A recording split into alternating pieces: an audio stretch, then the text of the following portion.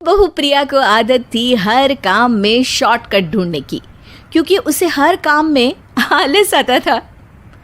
अरे यार, दूध गर्म कर दो ना।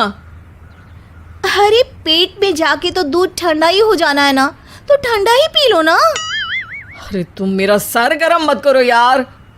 अच्छा है, सर गर्म हो जाए तो सर पे दूध रख लेना, वो भी गर्म हो जाएगा। एक बात बताओ, तुम इतनी आलसी क्यों हो? अरे बोलो ना, इतनी आलसी क्यों हो? प्रिया, जवाब दो। जवाब देने में आलस आ रहा है। पति वहां से उठ के बड़बड़ाते हुए खुद दूध गर्म करने चला जाता है और प्रिया अपनी आंखें बंद करके सोफे पर लेट जाती है। प्रिया की इस आदत का घर वाले सबको पता तो था ही, अब तो बाहर वाले भी उसको आलसी बोलने लगे थे। अरे बहू सुन ना, एक गुड न्यूज़ है। क्या माँ जी, आप सब कुछ मेरे नाम करने वाली हैं क्या? अरे बस तेरा दिमाग पैसों में ही लगा रहता है। माँ जी, आपको तो पता है कि मैं गांधी जी की कितनी बड़ी फैन हूँ, और गांधी जी तो नोट पे ही मिलते हैं ना, इसलिए पैसों के अलावा कहीं दिमाग ही नहीं रहता। वैसे गुड न्यूज़ क्या है? अरे गुड न्यूज़ ये है कि मेरी कुछ सहेलियां आने वाली है। हैं? ये भी कोई गुड न्यूज़ है क्या? जब भी आपकी सहेलियां आती हैं, मेरे किसी न किसी काम में खोट निकाल की जाती हैं।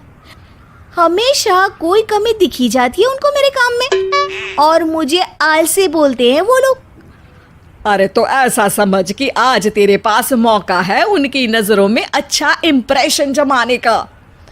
कैसे कैसे? उनके लिए खाने की इतनी स्वादिष्ट चीजें बना कि वे उंगलियां चाटती रह जाए। माँ जी, ये तो आप मुझे नया काम पकड़ा रही हो। अरे मेरी सहेलियों से तारीफ पानी है कि नहीं? हाँ, पानी तो है। तो बस जाओ, बन जाओ बावर्ची, लगाओ तड़का, कल शाम को आएंगी वो। अगले दिन सास सुबह से घर के बाहर अपनी सहेलियों के पास चली जाती है और शाम को सब प्रिया के हाथ का खाना खाने घर आते हैं। आज देखते हैं कि प्रिया बनाती क्या है। हाँ हाँ, पिछली बार हमने बोला कुछ हल्का खाएंगे तो पापड़ फ्राई करके ला दिए थे बस। हाँ, और उसके पहले जब आए थे और बोला था कि भारी खाना खाना है तो तरबूज काट कर ले आई थी। बोल रही थी तरबूज भारी होता है ना। अरे बस भी करो, इतनी बुरी नहीं है मेरी बहू। तभी बहू वहाँ खाना लेकर आती है।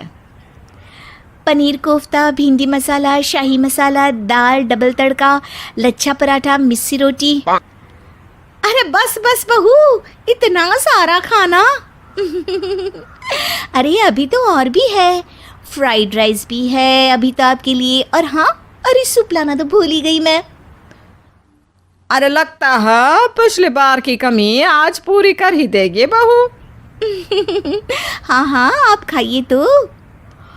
हाँ, खाएंगे तो सही, इतना खाना बना तो दिया है, अब देखना भी तो पड़ेगा ना कि बना कैसा है। हाँ हाँ, लगा ले भोग खुद को। खाना चखते ही तीनों सहेलियां प्रिया की वाहवाही करने लगती है। अरे शानदार, जबरदस्त, जिंदाबाद, मजे आ गए प्रिया। प्रिया की सास भी कमाल है, बहू को क्या जायकेदार खाना बनाना सिखाया है। अरे मान गए भाई, इतना अच्छा खाना तो हम में से किसी की बहू नहीं बनाती, और हम भी नहीं बनाते, झूठ क्यों बोले। अरे बस करो बस करो, खाने पे ध्यान दो, बोलती ही रहोगी तो खाओगी कब। ये लो, थोड़ा पनीर और ले लो।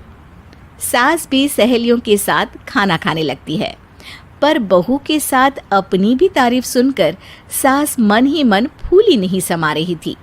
प्रिया ने बड़ी खुशी से सबको खाना परोसा और सब ने झट से खाना खत्म भी कर दिया। राधे राधे, मजा आ गया। और थक गई खाना खाते खाते, अब बस बिस्तर लग जाए मेरा।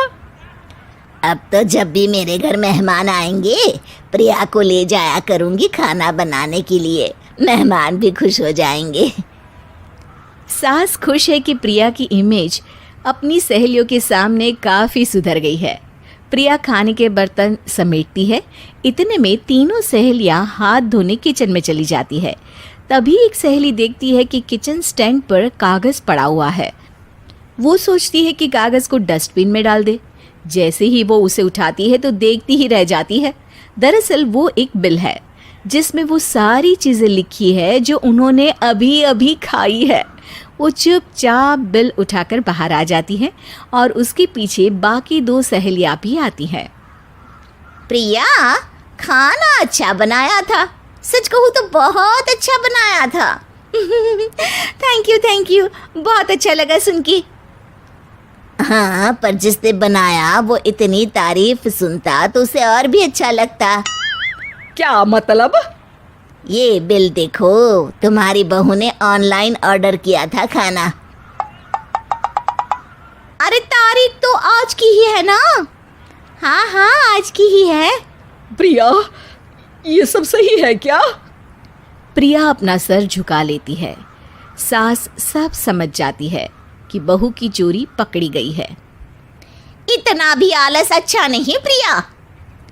अरे बता ही देती कि बाहर का खाना है, मैं बाहर का खाना खाती नहीं हूँ। तीनों सहेलियां वहां से जा रही होती है कि तभी उनमें से एक मुड़कर कहती है, अब ये तो बताओ कि खाने की रेटिंग बहू को दे या डिलीवर करने वाले को। प्रिया समझ जाती है कि शॉर्टकट लेने की वजह से उसके साथ सास को भी ये बेइज्जती झेलनी पड़ी और वो कसम खाती है कि अब से शॉर्टकट से नहीं, मेहनत से काम करेगी।